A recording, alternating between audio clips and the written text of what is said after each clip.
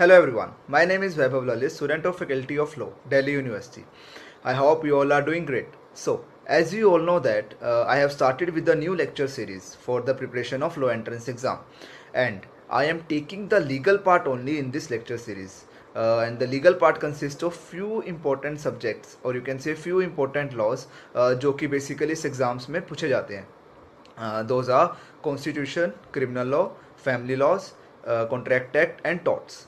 And या the most important recent judgments and cases जो कि करंट अफेयर्स में मोस्टली पूछे जाते हैं, right.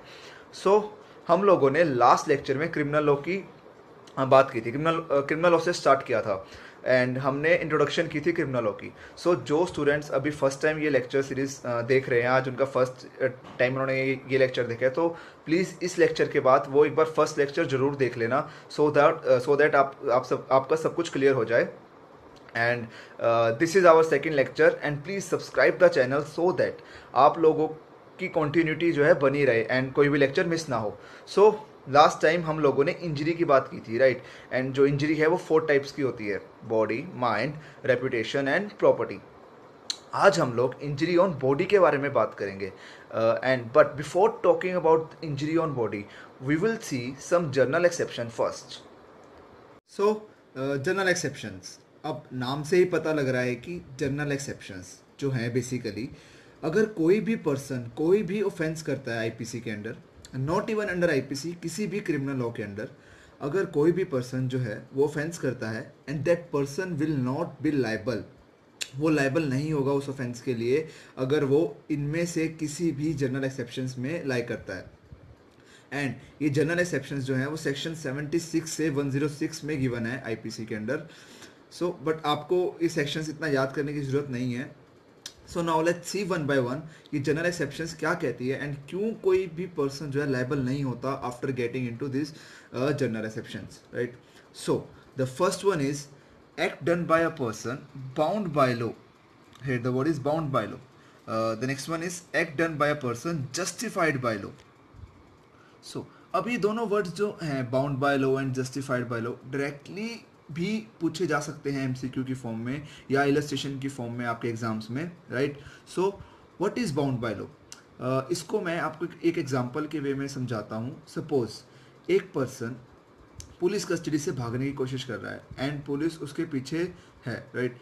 And during that police से थोड़ी इंजरी कॉज हो गई किसी, या तो उस पर्सन को या किसी और पर्सन को, या किसी की प्रॉपर्टी का नुकसान हो जाता है, तो कल को police will not be liable for that injury, right. Police के ऊपर कल को आप केस नहीं कर सकते because they were bound by law to that act. And same in the case of justified by law. अब सपोज कोई भी कॉमन पर्सन है, उसके सामने कोई मिस हैपनिंग हो रही है या फिर कोई हादसा हो जाता है, अब वो बंदा फॉर अ नोबल कॉज या फिर for a good faith, for a good will, not with the evil intention, for किसी भले के लिए किसी पर्सन की हेल्प करने जा रहा है एंड ड्यूरिंग दैट कोई इंजरी कॉज हो जाती है उससे, right. So that person will not be liable for that injury because जो उसने काम किया वो गुड फेथ में किया एंड किसी की हेल्प के लिए किया because he is justified by law. वो लाइबल इसलिए होगा because he is justified by law, वो लॉ की नज़रों में जस्टिफाइड है, right. So the next one is accident in doing a lawful act. अब कोई भी एक्सीडेंट कोज हो जाता है किसी भी लॉफुल एक्ट के अंदर, जैसे कि सपोज एक पर्सन है अपनी गाड़ी से जा रहा है नॉर्मली अपने काम के लिए एंड सडनली सामने उसके एक बच्चा उसके सामने आ गया एंड उसको इंजरी कोज होगी, तो कल को that person will not be liable, वो इस जनरल एक्सेप्शन के अंदर लाई करेगा, right. So the next one is act likely to cause harm but done without criminal intent and to prevent other harm. ये अब ये काफ़ी इंपॉर्टेंट है. अब किसी पर्सन से कोई स्मॉल हार्म कोज हो जाए किसी बड़े हार्म को बचाने के लिए, सो वो पर्सन इस एक्सेप्शन में आएगा. Let me give you an example. Suppose एक कैप्टन है एक शिप का एंड ड्यूरिंग दैट जर्नी उसने देखा कि एकदम सामने उसके काफ़ी बड़ा आइसबर्ग जो है उसके सामने आ गया, राइट. एंड अब जो है he has to take a turn. अब बिकॉज उसकी शिप में हंड्रेड्स ऑफ पीपल हैं, अब उनको बचाने के लिए उसको एक टर्न लेना पड़ेगा, राइट. सो बट अब उसके जो जैसे वो टर्न लेगा उसकी साइड में ही एक छोटी बोट और है जिसमें 2 या 3 पर्सनस हैं एंड उसकी शिप में काफ़ी सारे लोग हैं. I told you that, right. And अब इतने लोगों को बचाने के लिए अगर वो 2 या 3 लोगों को हार्म कोज कर भी देगा, देन वो इस एक्सेप्शन में आएगा. ही will not be liable for that, right, because वो एक बड़े हार्म को बचाने के लिए छोटा हार्म कोज कर रहा है, बिकॉज राइट, तो वो इस एक्सेप्शन के अंदर आ जाएगा. आई hope you got that, right. So the next one is act of a child under the 7 year of age. और जो ये लीगल मैक्सिम है ये आपको याद रखना है, दैट इज़ डोली इनकैपेक्स.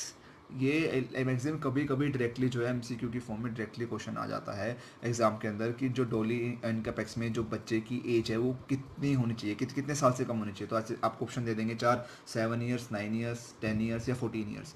सो 7 ईयर्स. तो 7 साल से छोटा बच्चा अगर कोई भी ऑफेंस करता है, he is out from that, तो he will not be liable. वो इस जनरल एक्सेप्शन के अंदर आ जाएगा, राइट, बिकॉज 7 साल से छोटे बच्चे को वैसे भी कोई नॉलेज नहीं होती कि वो क्या कर रहा है. सो the next one is act of a child above 7 years and under 12 years of immature understanding. अब यहाँ पे 2-3 चीज़ों का ध्यान रखना है. सबसे पहली बात, 7 साल से बड़ा, 12 साल से छोटा और इमेच्योर अंडरस्टैंडिंग का. बेसिकली क्या होता है कि जरूरी नहीं है ना कि जो 7 साल से छोटा है वो तो डोली इनकैपेक्स है, राइट, वो तो वैसे ही आउट है, हमने ऊपर पढ़ लिया. बट अब 7 साल से बड़ा है, 12 साल से छोटा है. अब जरूरी नहीं है ना कि हर एक बच्चे की जो मेच्योरिटी जो लेवल है वो एक ही एज पे आके, मान लो 7 साल के बाद सभी बच्चे एक साथ जो है मेच्योर हो जाए. नहीं, हर किसी का अपना अपना माइंड लेवल होता है, हर किसी का अपना अपना एक मेच्योरिटी लेवल होता है. सो अब जो 7 साल से ऊपर है और 12 साल से बीच का जो बच्चा होगा ना, उसमें कोर्ट देखेगी कि उसकी मेच्योरिटी लेवल क्या है. अगर वो मेच्योर इनफ है, उसको इतनी अंडरस्टैंडिंग है कि वो कर रहा है वो गलत है, तो he will be liable. But अगर if he is immature then he will not be liable, right. So the next one is act of a person of unsound mind. Obviously simple, अगर कोई भी पर्सन जो है insane है, unsound mind का है, उसको कोई नॉलेज नहीं है वो क्या कर रहा है, तो ऑब्वियसली उसको हम लोग लाइबल नहीं कर सकते, तो वो इस जनरल एक्सेप्शन में आ जाएगा. He will not be liable, right. So अब आगे बढ़ते हैं. Act of a person incapable of judgment by reason of intoxication caused against his will. यहाँ 2 चीज़ें हैं. फर्स्ट ऑफ ऑल तो रीज़न ऑफ इंटॉक्सिकेशन की वजह से उसने कोई ऐसा एक्ट किया, एंड जो इंटॉक्सिकेशन है वो अगेंस्ट हिज विल होनी चाहिए. खुद से अगर वो ड्रग्स ले रहा है, खुद से वो टॉक्सिकेंट प्रोडक्ट जो है सब्सटेंस ले रहा है, तब उसके बाद अगर वो ऑफेंस करता है तब तो वो लायबल होगा, तब वो इसके अंदर नहीं आएगा. बट अगर जो ड्रग्स जो उसने लिए वो किसने इसको फोर्सफुली दिए और मतलब जानबूझ के दिए, मतलब उसको नहीं पता था, उसकी इग्नोरेंस में दिए, देन उसके बाद अगर वो ऑफेंस कर देता है कोई, तो वो जनरल एक्सेप्शंस में आएगा and he will not B liable, right.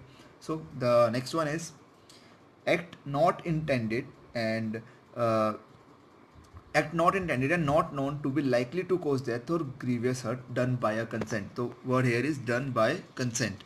इसमें क्या है, बिकॉज अगर कोई पर्सन कंसेंट के साथ किसी को हार्म कर रहा है, सपोज जैसे कि वी हैव सीन कि जैसे बॉक्सिंग मैच है या फिर रेसलिंग मैचेस है, वहाँ पे दोनों पार्टीज कंसेंट दे रही हैं कि कल को उनको कोई भी हार्म हो रहा है तो they were aware of it, right. अगर आप बॉक्सिंग मैच कर रहे हो, पता है कि भाई हार्म तो होगा ही होगा. सो अगर हार्म को हो गया तो the other party will not be liable for that harm, right.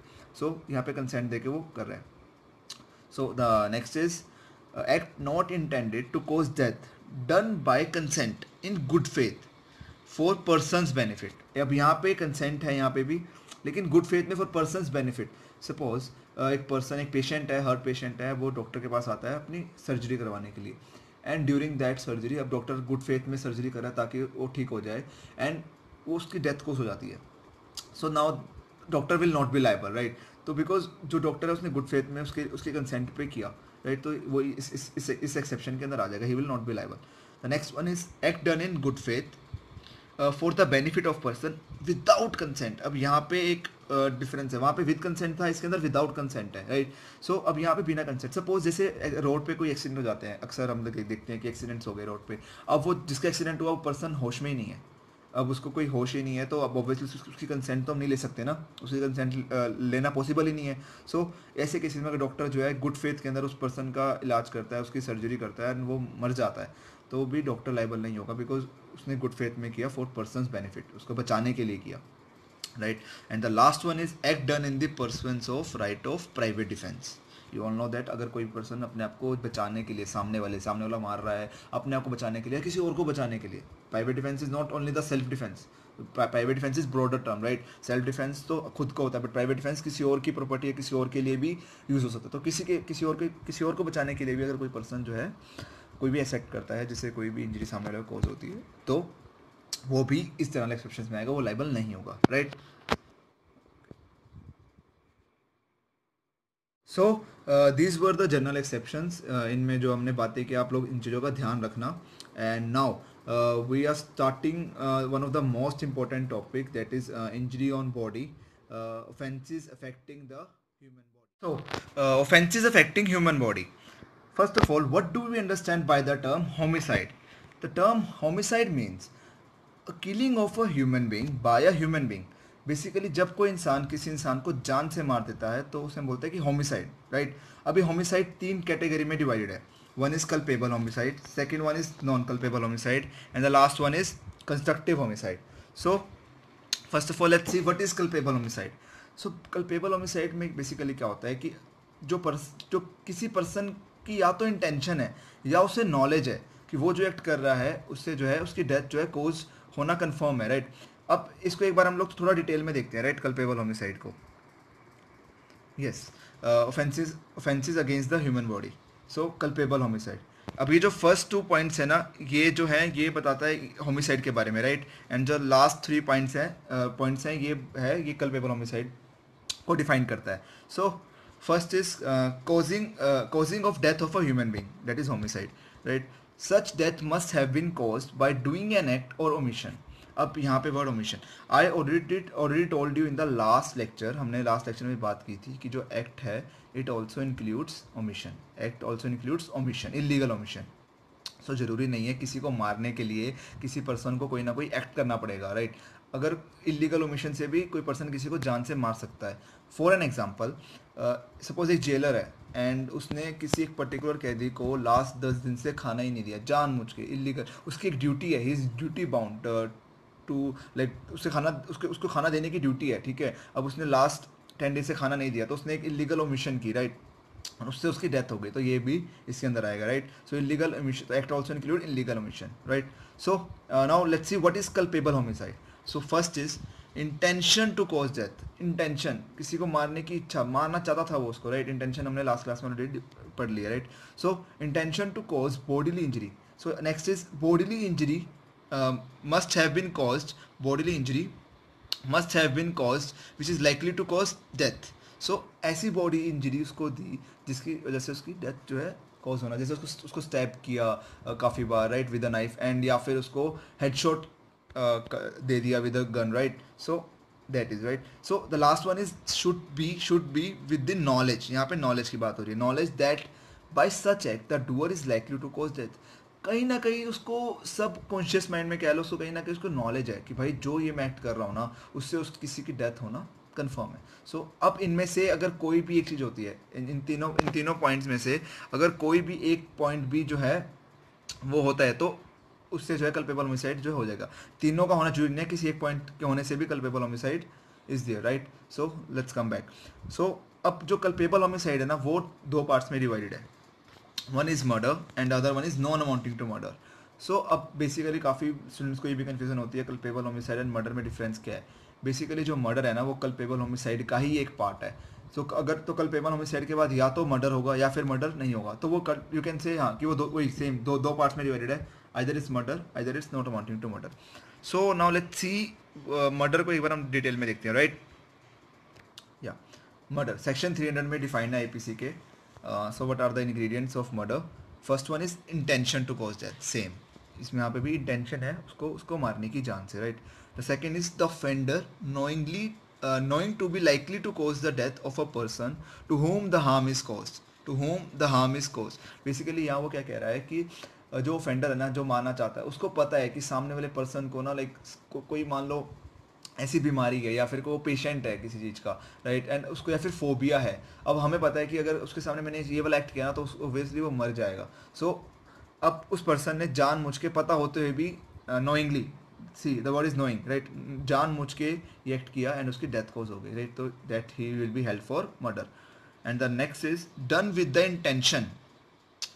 Intention to cause bodily injury. Intention से बॉडी इंजरी से ऐसी बॉडी इंजरी बेसिकली उसको दी कि ऑर्डिनरी कोर्स में उसकी डेथ जो होना वो भी कंफर्म है। मान लो उसको लगातार 20 बार स्टैबिंग की विद अ नाइफ या फिर काफ़ी सारे राउंड किए अपना फायर राउंड्स किए उसकी बॉडी के ऊपर, तो ऑब्वियसली ऑर्डिनरी कोर्स में उस पर्सन की डेथ होना कंफर्म है. सो ऐसी बॉडीली इंजरी दी उसको जिससे उसकी डेथ होना कंफर्म है, राइट.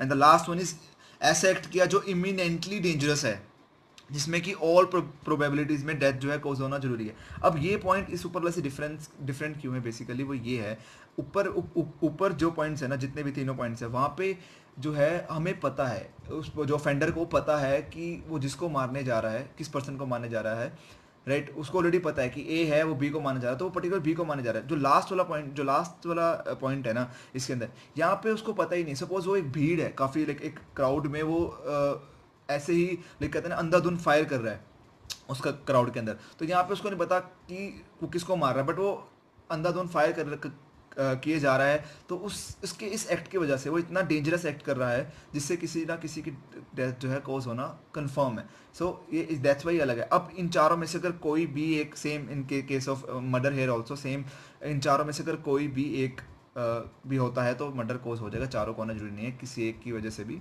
मर्डर जो है वो कॉज होगा, right. So let's come back again. So अगर मर्डर नहीं होगा, अगर उनमें से कुछ भी जैसे नहीं हो पाता, तो वो नॉन अमाउंटिंग टू मर्डर है. जो मर्डर नहीं है तो non amounting to murder. Suppose for an example, एक पर्सन आपस में लाइक नेबर्स की लड़ाई होगी, A and B, they both are neighbours, उनकी आपस में लड़ाई हो गई, एंड ड्यूरिंग दैट ए ने जो है बी के हेड पे एक ब्लो दिया स्टिक का, राइट, जिसकी वजह से उसे इंजरी हो गई. बट ना ही उसकी इंटेंशन थी उसे जान से मारने की, ना ही उसको नॉलेज थी. ऑब्वियसली किसी एक ब्लॉक की वजह से, मे बी एक ब्लॉक से किसी की डेथ होना काफ़ी रेयर केस में ऐसा हो सकता है. सो इस केसेस में अब उसको मर्डर में ना डाल के वही से लाइक, क्योंकि डेथ तो कॉज हुई है किसी ना किसी की, तो होमिसाइड तो है ही वो. So non amounting to murder, इसको हम बोलते हैं कि नॉन अमाउंटिंग टू मर्डर है. इसमें भी पनिशमेंट होती है, तो ये नहीं कि वो बच जाएगा, right. So that's the main difference between murder and non amounting to murder. Now the next is non culpable homicide. अब बेसिकली यहाँ पे वर्ड ही नॉन कल्पेबल है. कल्पेबल हम मैंने बताया कि जहाँ पे इंटेंशन है या नॉलेज है किसी को मारने की या इंजरी देने की, राइट, तो कल्पेबल तो है. अब नॉन कल्पेबल बेसिकली ना ही उस बंदे की इंटेंशन है, ना ही उसकी नॉलेज है, ना ही वो किसी को इंजरी देना चाहता, ना ही उसको जान से मारना चाहता, नॉट इवन इंजरी तक भी देना नहीं चाहता था, तब भी वो इसके अंदर लाइबल होगा. क्योंकि सपोज ऐसा एक्ट है like rash and negligent act जो होते हैं. बेसिकली एक पर्सन है, वो काफ़ी रैशली अपनी कार चला रहा है काफ़ी स्पीड में on a busy road, right, एक क्राउडेड रोड के ऊपर, या फिर एक स्कूल के सामने से, लाइक जब स्कूल की छुट्टी होने वाली है उस टाइम के अंदर उसने स्कूल के सामने से काफ़ी स्पीड में अपनी कार जो है चला रहा है ओवर स्पीड में. तो अब ऑब्वियसली उसके किसी पर्टिकुलर पर्सन को मारने की इंटेंशन नहीं है, किसी पर्टिकुलर पर्सन को लाइक हार्म पहुंचाने की भी इंटेंशन नहीं है, बट जो उसका एक्ट है वो एक्ट जो है अपने आप में गलत है, राइट. तो वो नेग्लिजेंट जो उसका एक्ट है, rash and negligent act, so that's why that will come here and he will also be punishable. And the last one is constructive homicide. इसमें क्या है बेसिकली, यहाँ पे तो हमें देखना ही नहीं कि पर्सन मार रहा है इसकी इंटेंशन क्या है, नॉलेज क्या है, ये तो बात की बात है. यहाँ पे बेसिकली जो कोर्ट है वो प्रिज्यूम कर लेती है. बेसिकली ये जो है डॉरी डेथ्स में ऐसा होता है, 304B, section 304B dowry deaths के केसेस में यही होता है कि कोर्ट जो है अगर किसी भी ब्राइड की विद इन 7 years डेथ हो जाए इन लॉज में, राइट, एंड ये प्रूफ है कि उस पर्सन ने हरास किया था, तो कोर्ट जो है अपने आप ऑटोमेटिक मान ले कि इस पर्सन ने ही इसको मारा है, and now the person has to prove कि मैंने नहीं मारा है. सो इस केसेस में जो ये, बिकॉज नाम से पता लग रहा है कंस्ट्रक्टिव है, कंस्ट्रक्टिव, तो ऑटोमेटिकली ये प्रिज्यूम किया जाता है कि इस हस्बैंड ने ही वाइफ को ऑब्वियसली मारा होगा अगर उसकी विद इन 7 years जो है डेथ कोज हो गई हो. सो ये जो था offences affecting to human body था, right. These were the offences affecting human body.